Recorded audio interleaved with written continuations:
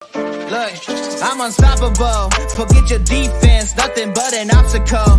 Run it back, switch it up, call it audible. Serving up them Hail Marys till the game over with the showstopper. So hot, you gotta blow on it. I said I'll huff and I'll puff, then I'll pass to my left while I'm looking to my right. Hit them right in the chest. It be looking like magic, better give me the throne. I ain't talking about Patrick, but I rep my home. I'm never at the end of my zone. I'm bad to the bone, eating up these pigs.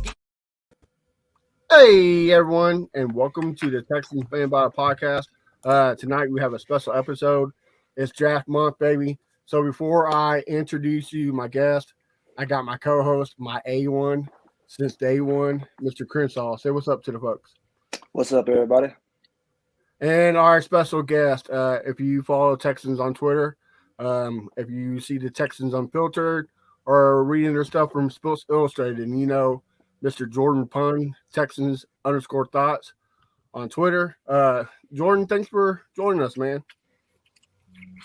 Thank you so much for having me, guys. I'm really excited to talk Texans. The best time of the year with the draft, and the Texans, man, they are loaded to really help this rebuild. So I'm excited. Thank you, guys.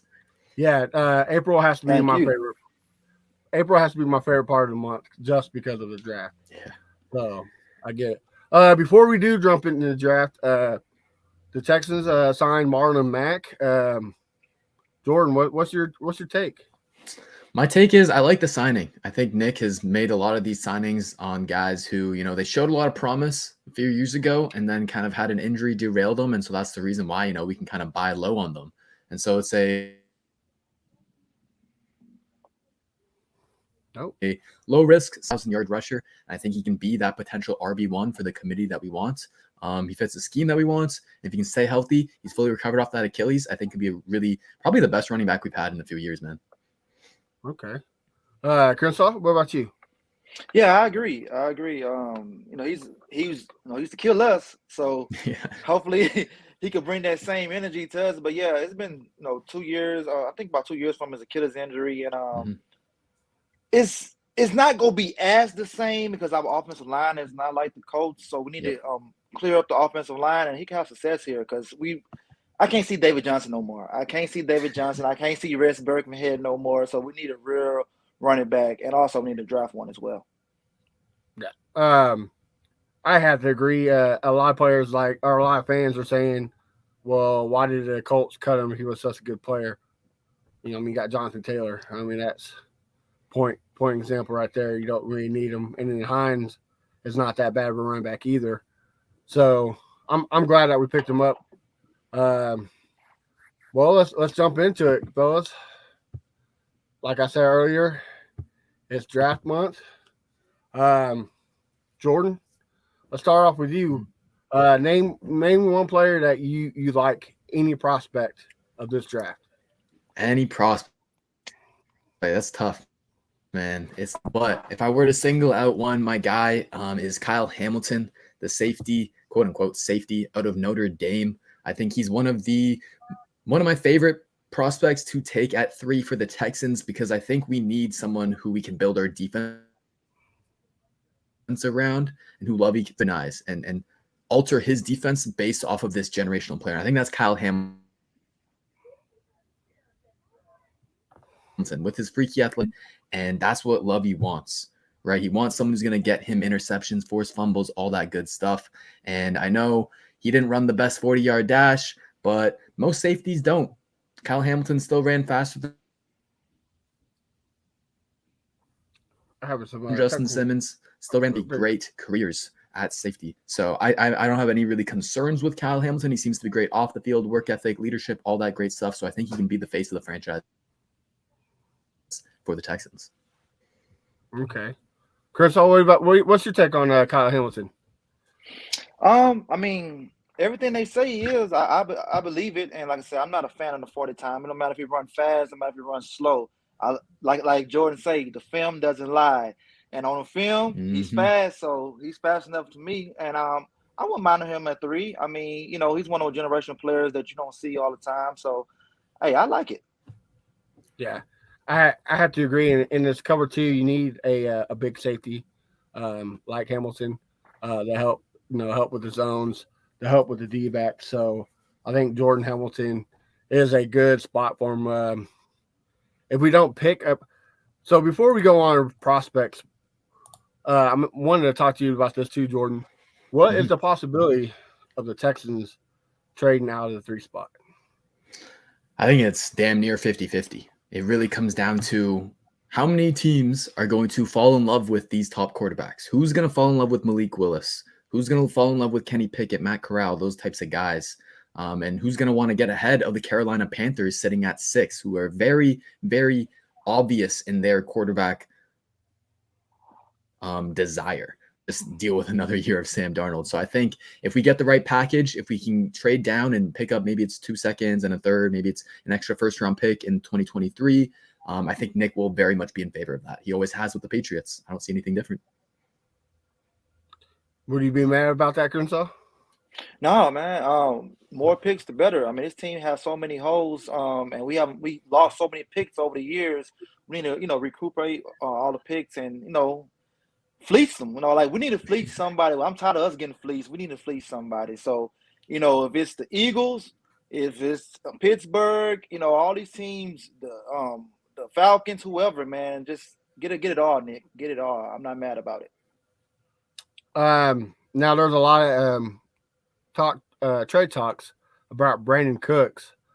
Before we jump in more prospects, I saw your Twitter feed the last couple of days, Jordan. So, what do you think? Do you think there's a high possibility of Cooks being gone, or is it more valuable to him to stay and kind of be a mentor that this young team needs?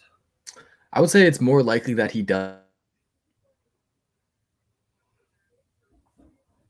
stay with the Texans leader as like a.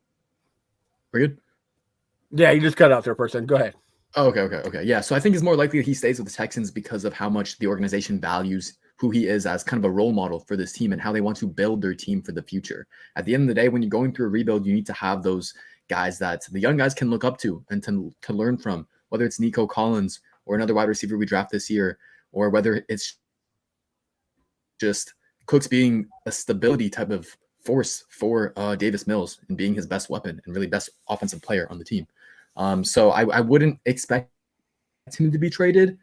However, being said, I think it would be the right move to trade him if the compensation is right, because he's going into the last year of his deal. And I know he said he wants to stay here and go through the rebuild with us, but he's going on 28. He's nearing 30. I mean, you got to imagine that this guy wants to win and play for a contender. So I think that will be more kind of what his thoughts are, and potentially getting paid and being there for like longer term with a different team that's more likely to contend year in and year out than the Texans. And so with that being in mind, I think we should get what we can, trading him at a high point in his value rather than just completely losing him, and potentially maybe getting a compensatory pick. So I don't know what the price would be. Maybe it's a 2nd round pick and like a day 3 pick. Maybe you can squeeze out a 1st round pick out of Green Bay or Kansas City. Do you guys think that's kind of something realistic?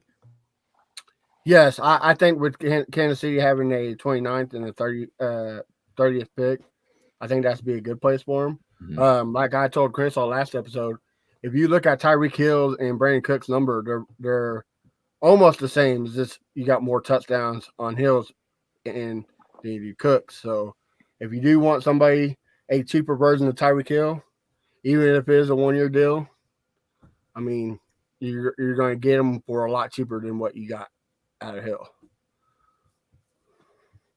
Crenshaw? Yeah, I agree. I don't want to lose them for nothing. So sell it while it's higher. If teams is calling, get it, man. A day 3 would be ideal, but if we could get a day 2 pick, I'll take it. But maybe Kansas City is desperate, and you know what? Maybe Kansas City, they might want to take Cooks and make a trade up. They might want to kill 2 birds in one stone. You never know. They might want the 13th pick from us, and maybe we could get more assets like that. But hey, we could trade them. We could trade them. I'm not, because our offense wasn't good with them. So even if we lose them, it's going to be the same offense. So I'm not really worried about Brandon Cooks. I'm kind of on that fence. I would love to have him, but like if the price has to be right for him to get rid of him. Can't be no Bill O'Brien deal, no 50-year-old running back and a 7th round pick. We can't do that. So, jumping into the prospects again, let's switch it up. What's one prospect you want us to stay away from? Yeah, so one prospect I want to stay away from, and kind of this prospect comes to mind because I've seen him in so many mock drafts at 3. It was Trayvon Walker, the edge rusher out of Georgia. He really blew up the combine. He had some absolutely insane numbers, and really popped up to onto everyone's radar. And I was seeing all these big name media guys mock Walker to the Texans at 3, and to me, I would want to stay away from that because I just think it's too much of a risky pick. With Walker, the production is not there. And when you watch him on film, like Crenshaw said, film don't lie. When you watch him on film, he doesn't play as athletic as he tested. And so I'm kind of worried about that. And I just think that there's a lot of projection in his game because he's a very raw pass rusher. He's a great run defender. And I think that's kind of where his floor can come defender. But I don't see him as a double-digit sack guy. Not like Kayvon Thibodeau, not like Aiden Hutchinson, some of these other edge rushers at the top of the class. So I would want to stay away from him, particularly at 3. See, I've seen a lot. I follow a lot of people on Jaguars because I'm on the AFC South podcast. But I see a lot of Jaguars that are close to writers that are close to the organization, and they're saying that Jacksonville is thinking about taking him at 1. Is there a possibility of that? That would be music to my ears. I would absolutely love that because there's no way they're gonna actually end up developing him. That's the thing. Walker is like, if you want to compare him to the other guys in the class, like Aiden Hutchinson is your refined guy. He's ready. He's pro ready. Doesn't need a lot of work. Might not have the highest ceiling, but he's got a really high floor. Trayvon Walker, on the other hand, is basically the complete opposite, especially in terms of pass rusher. And when you're drafting at 3, you want guys who can get after the quarterback, who can make those high impact plays, who can get those sacks, force those fumbles, etc. And so for me, it's just too risky. That's how I would be a GM. But I guess the Jaguars are very different. And man, I hope they do take him at 1. Right. I'm kind of with you on to stay away of Walker because I think that you can get a good edge, like you said, his potential, maybe at 13th. Yep. Maybe even the 2nd round. I like the guy from Purdue. I can never always butcher his name. He might be there at 13th. He might fall. Who knows? But yeah, I have to agree with you on the Walker. Not a big fan. If we do go edge, I really do want Hutch, but I don't see him passing Detroit. Crenshaw, what about you, Bob? Yeah, I don't want nothing to do with Trayvon Walker at all. I mean, because I don't like those prospects that all of a sudden the last couple of weeks their name just start going up. I need someone that's been producing all through college. Just I want to know your name before the media tell me your name. That's how I am. Right. And that's Trayvon. He's scaring me. So if we take him, man, that would be a huge mistake. It's like us taking what's the cornerback we took? I can think his name. What's the cornerback that we took a couple years ago over Peters? Kevin Johnson. Yes, it was like us taking Kevin Johnson, man. It's a reach. No, I don't want this guy to give me Kayvon. I'm more of a Kayvon fan than Aiden Hutchins fan because Kayvon, this guy can't be all of a sudden he was a number 1 pick and then they're saying he's falling. I mean, just because what he says in the in the room, that shouldn't be a reason why he's falling. And look at his production on the field. I mean, this guy's a freak. That's the guy I want, man. I want, like I say, this guy here. He's double-digit sacks day 1. I mean, I watched the film on him. The only reason why I want to stay away from Kayvon is one reason. Clowney left bad. He left a bad taste in my. He resembles him way too much. Has high potential, but his work ethic is just. It might be there. We don't know yet.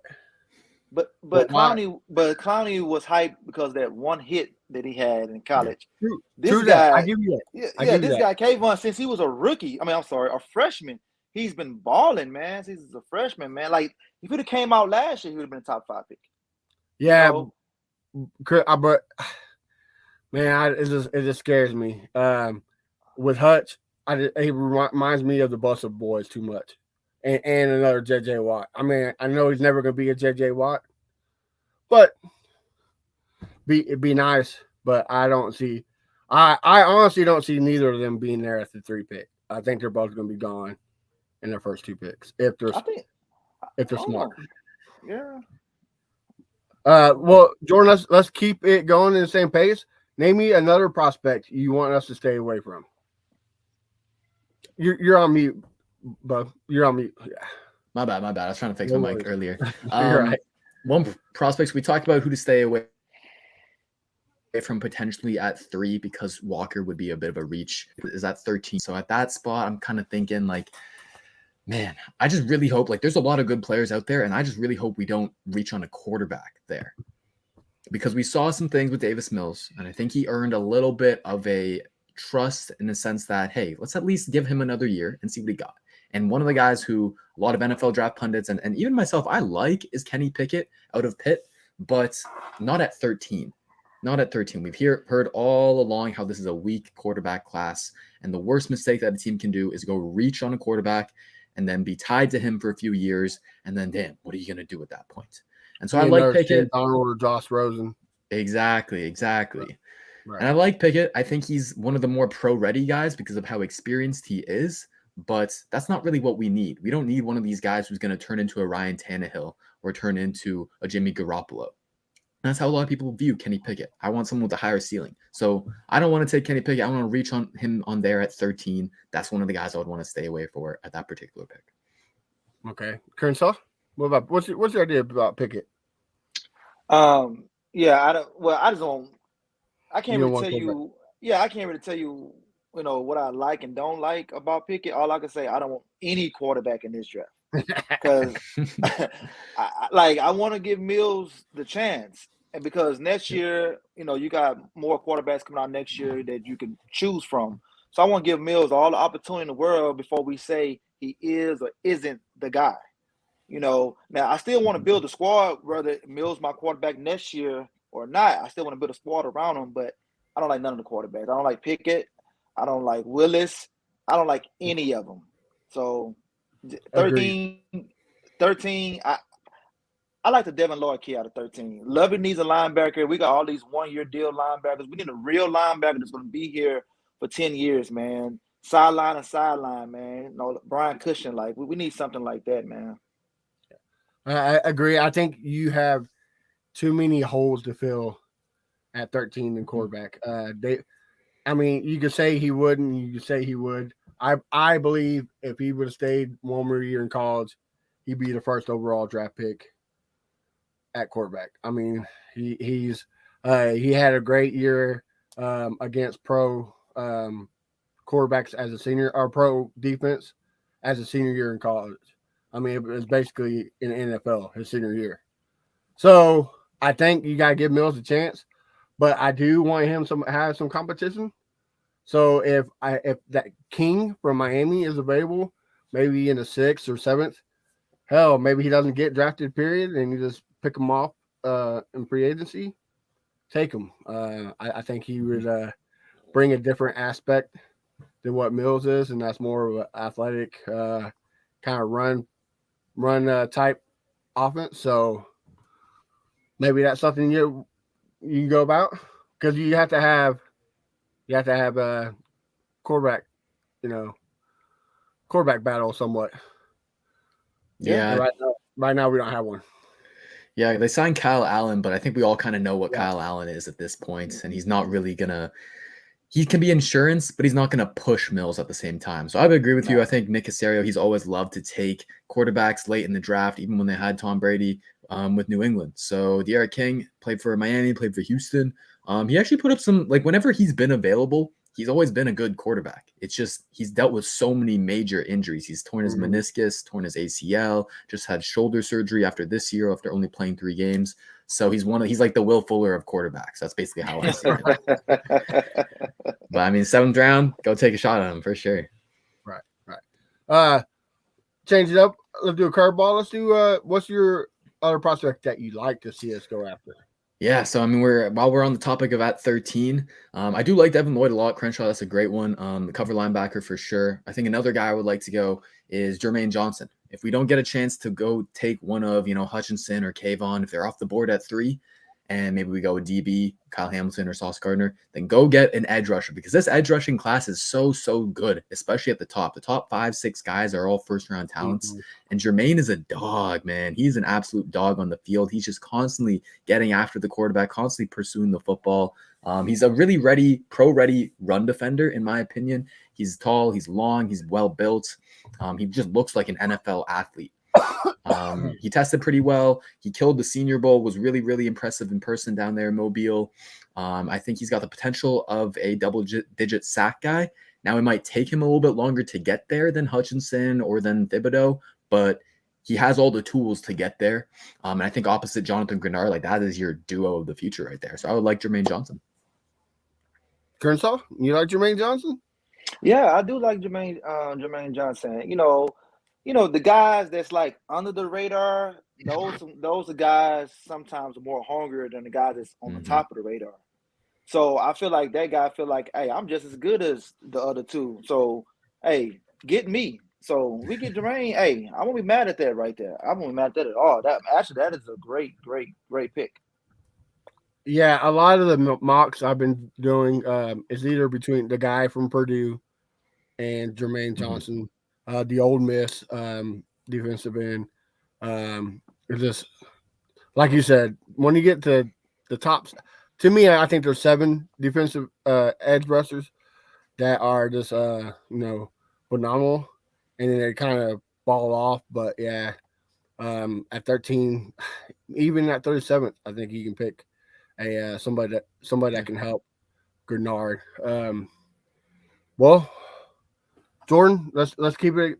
Last one that you want us to go after that you're high on. Yeah, so another guy, I guess we talked a lot about first round prospects, but I mean, we got 11 damn picks in the draft. So talking about second rounders, I think this is a good area to address the offensive line. We know it's not a great unit. We know they need to add more guys. And so I think there's a really big hole at left guard. And UCLA's Sean Ryan is one of my favorites for this position. He played left tackle in college, but everyone projects him to guard because he has shorter arms. I think they're about 33 inches. And our offensive line coach, George Warhop, said that, hey, if you're going to play tackle, you need 35 inches or longer. So they're definitely going to view him as a guard. And I think he fits really well there because he's super strong. He plays really technically refined, which helps him be powerful, and he can move guys in the run game, and he's very reliable as a pass protector as well. So he's this great all-around prospect.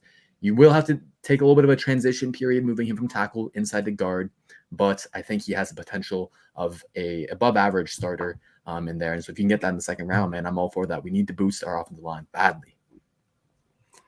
Crenshaw, you like Sean Ryan? Yeah, I like Sean Ryan. I mean, at 37, offensive lineman, I do agree with that. But if I'm Nick, I'm gonna do something that the fans not gonna like. They're gonna like, oh man, you're reaching, and I'm gonna go running back. I want the Breece Hall. I want to get him at 37 because he's not gonna be there for our next pick. I wish we would have had another second rounder from the Watson trade at 44 because we got the Browns pick, but I want to get Breece Hall. We need that bell cow back there. And I think Breece Hall and Marlon Mack duo will be wonderful, man. Wonderful. So that's what I want. But offensive line would be the ideal pick. So I guard wise, I like the guard from Memphis, Parham, right? Am I saying that right? Parham? I think Parham, yeah. Parham, yeah. I think he'd be a great third round, maybe fourth. Yeah. But Sean Ryan does have a lot. And our luck at tackles has been great because of injuries. So if, again, Tunsil goes down or Howard goes down, there's always that possibility. I know you said what the O-line coach doesn't like short arms, but when you got the players, yeah, sometimes you got, if he plays like Bobby Boucher, you got to put him in there. So I like Sean Ryan. Hopefully he's there when we have it. Would Green from A&M be there at 37? You think? I'm seeing him in a lot of mock drafts fall there. I think it's going to come down to kind of how he interviews well, because I think his tape is really good, but the problem is he didn't test very well at the combine and he didn't show to be a very good athlete. And so that might knock him down for some teams. And so it'll come down to how does he interview? Do people believe in his work ethic to improve? Because he's a really talented guy, really naturally powerful. But the problem is that, and it's kind of like Kayvon, is like he kind of relies on just bullying guys and just being naturally more talented than college players. And so he hasn't refined that technique yet. So if teams believe in his work ethic, if they believe in him when they talk to him one-on-one, that, hey, this guy's going to put in the work, do what's necessary to be great, then he deserves to be taken in the first round. Now, I don't know how to predict that. I don't got a crystal ball, but I think I would say like a 50-50 chance that he's there at 37, which would be a great pick. Yeah, okay. I agree. That's what I want, but I don't know if he's going to be there or not. Yeah. So Jordan, last person that you want us to go, that you want us to stay away with the 10-foot pole, like you want the Browns, want Deshaun Watson to stay away from massage parlors. Who's the person we should stay away from? Yeah, so another pick, I guess, in the second round. I know linebacker is a position of need for us, but one of these guys I think is just overhyped in the draft is Christian Harris out of Alabama. Now, Alabama has had a lot of talented linebackers come through the school, and so I get wanting to be a fan of this guy. He's super athletic. He's a really good blitzer, but he doesn't fit exactly what we want from our linebackers in terms of being able to defend the run. I think he's very raw in that aspect. He's kind of gets tricked a lot by like motion, by misdirection, and he just kind of be in the wrong position, and he can't even make a tackle. And then furthermore, we need our linebackers to cover in zone coverage, and I don't think that's Harris's strong suit yet. He's just very raw of a player for me. He's what I like to call like a sometimes player. Like sometimes he's going to make really great plays, but sometimes he's also going to be completely lost and be a liability. And I don't like that, especially not if we're going to have to take this guy as high as we will, which is pretty much in the top of the second. So for me, I would say so kind of like a Brooks Reed. He's kind of like Zach Cunningham. That's what I was going to go with. Okay. Zach Cunningham. Sometimes, man, that guy makes plays, and he makes you buy into his potential. He's a freak, an athletic freak, but he misses too many tackles. He's just out of position too many times, and he's just too inconsistent for me. Yep. Okay. Good call. Crystal, it sounds like you have the same mind as Jordan tonight. What do you say? Stay away from Christian Harris. Yes, most definitely. Stay away. Yes, man. Like I say, exactly everything he said, he's spot on, man. I mean, exactly everything he said, man. So stay away from this guy. Let another team reach on him. We don't need him here. Because I don't want to deal with the same player we just traded. We just traded to Tennessee. I don't want to deal with the same player again. No, sir. What is your thoughts on the linebacker from Oklahoma, Jordan? I know a lot of people have us taking him maybe in the second round. Brian Asamoah?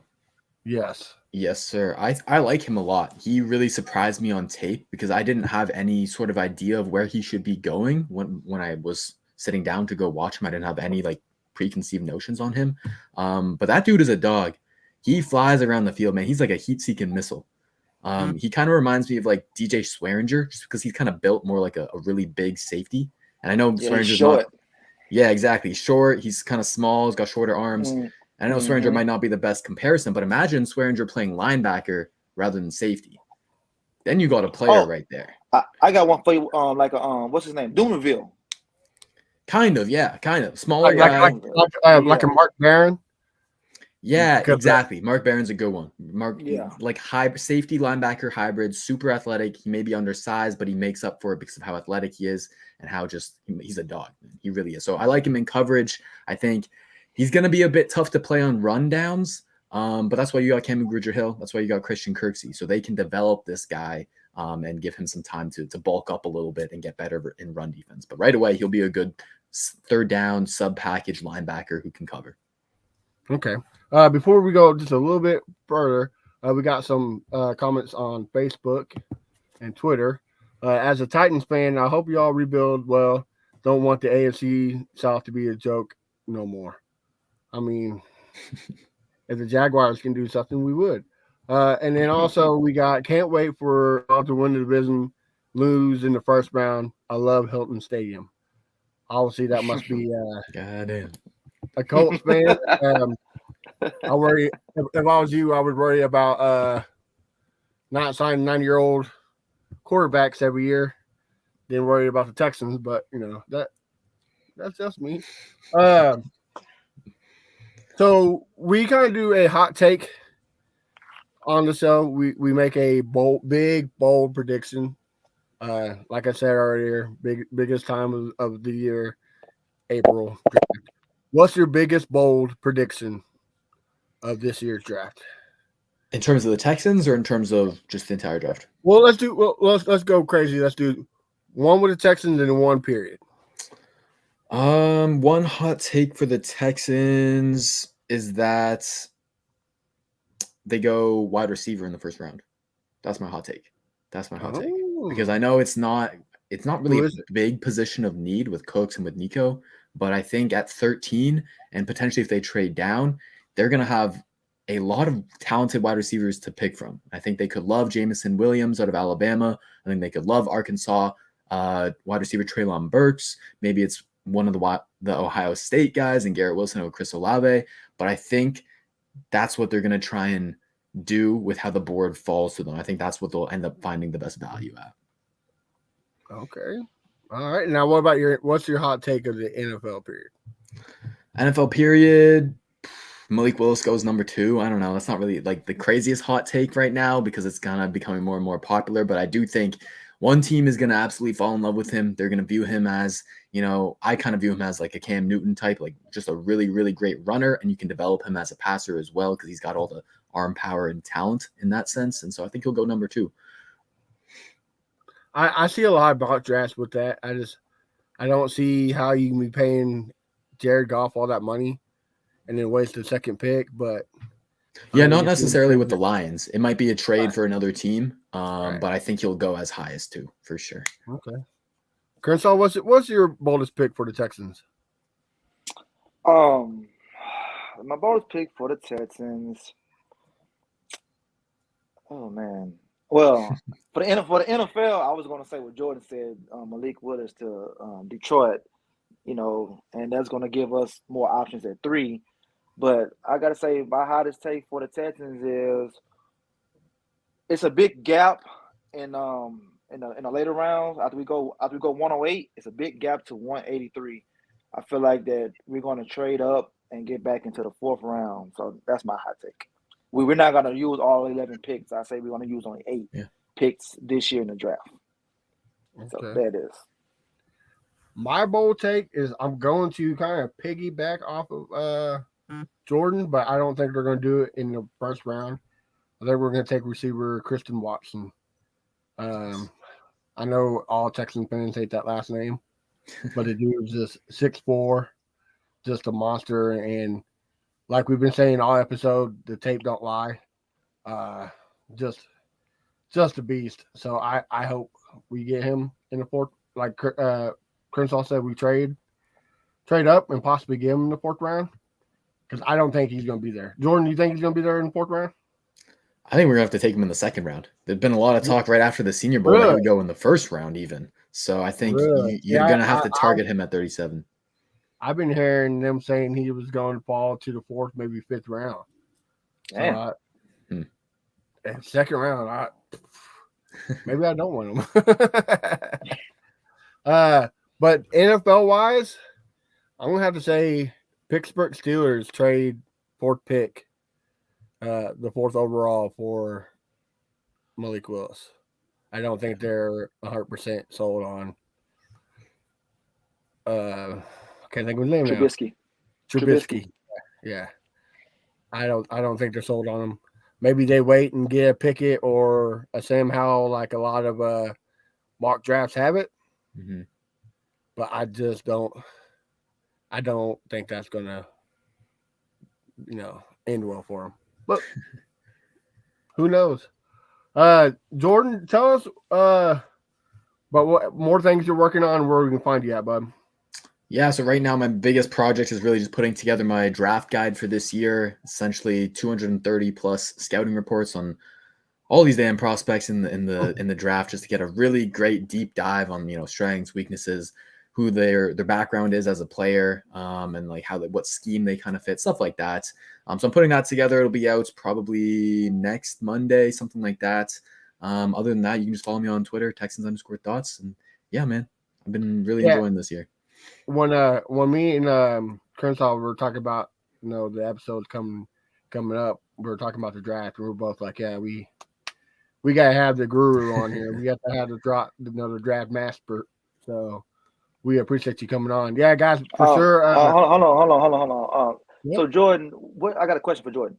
Go for it. What made you want to get into what you're doing right now? Like, who gave you the passion? What is a family member, a friend? Like, who gave you that passion? Ooh, good question. In terms of like getting into football in general, it was my uncle. He was always a really, really big sports fan. He got me into all sports in terms of basketball, football, hockey. He made me a Raptors fan. He made me a Lakers fan. He made me a Maple Leafs fan. And then I watched the first ever NFL game I watched was the Texans versus the Titans. I don't know how the hell they got a primetime game, but they did. Right? And we were whooping their ass, man. Foster and Dre were just like, oh my God, like these guys were stars. And I had never experienced, that was my first NFL game. So I never experienced anything like that, but like they made me fall in love with the sport. And so I've been loyal to the Texans ever since then. And then I guess kind of getting into this world, this industry or whatever it is. It wasn't really anyone in particular, I guess. I kind of just have all these thoughts about the Texans and I wanted to get them out. And that's literally why I named my Twitter account Texans_thoughts, because it was literally just thoughts about the Texans. And it just kind of went from there, man. It's been really, really unbelievable to see. And I think I just kind of use it to tell people that, like, I'm just a normal dude. I have nothing special about me. But, like, if you put your mind to it, man, just pursue your dreams and anything can happen from it, man. Wise words. Before we do go, one thing I almost forgot. I kind of have your thoughts because you're not like me and Crenshaw. You're not from the city of Houston, so you don't kind of have a say in it. But the Oilers or the Titans came out saying that they're going to bring back the baby oil blue. Jordan, the Texans fans be upset about it. What's your take on it? Who cares? I think they have every right to be upset about it. I think those are clearly iconic jerseys in terms of the Houston Oilers.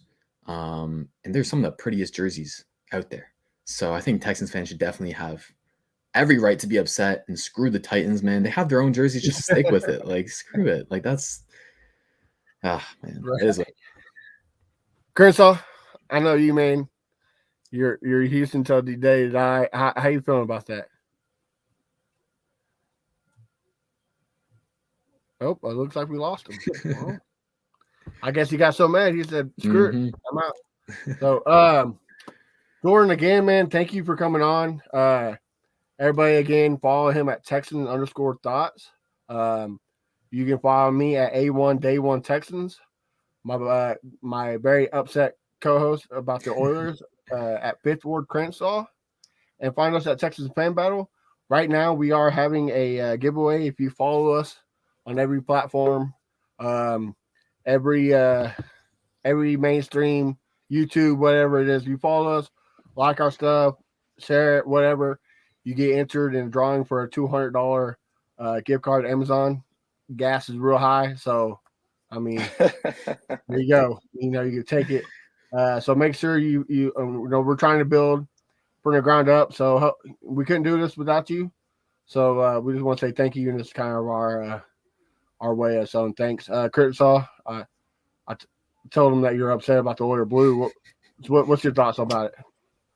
Yeah. Well, I mean, I'm not really upset as much if it was maybe 10, 12 years ago. So they want to bring it back, bring it. They can wear it when we play them, and we'll still beat them.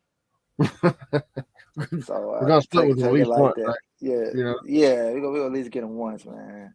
Yeah. I don't have. I mean, I would love to stay in Houston, of course, but to me, the Oilers bring back Bud Adams, and that guy just left the dirty taste in my mouth. Leaving the Texans, leaving Houston because he wanted money. So take it. I mean, good luck with it. It's not gonna help you before. And, it's not steroids or anything, so doesn't matter to me. All right, Chris, you got anything you want to say to the folks before we leave? Oh no, one more thing, Jordan. So you coming down to the H for the draft, right? I am. Yes, sir. On the 27th, I'll be there until the 1st. Okay, all right. I'm gonna pull up Kobo's, right? Yes, sir. Kobos will be streaming every day. Yes, 100%. We're gonna stream the draft. It'll be a great time, dude. I'm excited to meet you.